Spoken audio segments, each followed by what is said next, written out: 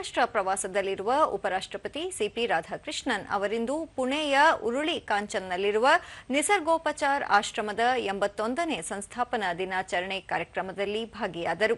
ಸಭೆಯನ್ನುದ್ದೇಶಿಸಿ ಅವರು ಆರೋಗ್ಯ ಕಾಳಜಿ ಪ್ರತಿಯೊಬ್ಬರ ಆದ್ಯತೆಯಾಗಬೇಕು ಮತ್ತು ಆರೋಗ್ಯ ಸೇವೆಗಳು ಕೈಗೆಟುಕುವ ದರದಲ್ಲಿ ಎಲ್ಲರಿಗೂ ದೊರೆಯುವಂತಾಗಬೇಕು ಎಂಬ ಮಹತ್ವಾಕಾಂಕ್ಷೆಯೊಂದಿಗೆ ಆರಂಭವಾದ ನಿಸರ್ಗೋಪಚಾರ ಆಶ್ರಮ 81 ವರ್ಷಗಳನ್ನು ಪೂರೈಸಿದೆ. ಮಹಾತ್ಮ ಗಾಂಧೀಜಿಯವರ ತತ್ವಾದರ್ಶಗಳಿಗೆ ಪೂರಕವಾಗಿ ಈ ಆಶ್ರಮ ಇಂದಿಗೂ ಕಾರ್ಯನಿರ್ವಹಿಸುತ್ತಿದೆ ಎಂದರು.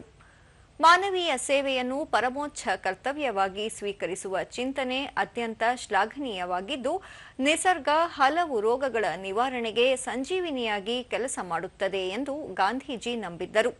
ಸರಳತೆ, ಶಿಸ್ತು ಮತ್ತು ಪ್ರಕೃತಿಯೊಂದಿಗಿನ ಸಮನ್ವಯದ ಬದುಕು ನಿಜವಾದ ಆರೋಗ್ಯದ ಮೂಲವಾಗಿದೆ.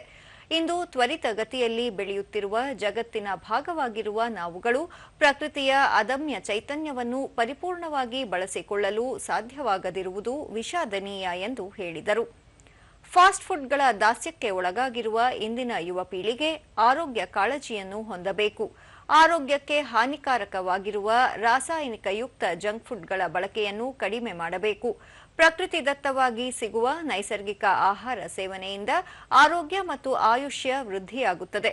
ನಮ್ಮ ಪಾರಂಪರಿಕ ಆಹಾರ ಉತ್ಪನ್ನಗಳ ಬಳಕೆಗೆ ಒತ್ತು ನೀಡಬೇಕು ಎಂದರು. Scientifically, that is what every individual is expecting, and Modi ji has set the Ayush Ministry in that direction. Bharat is now emerging as a global wellness tourism hotspot.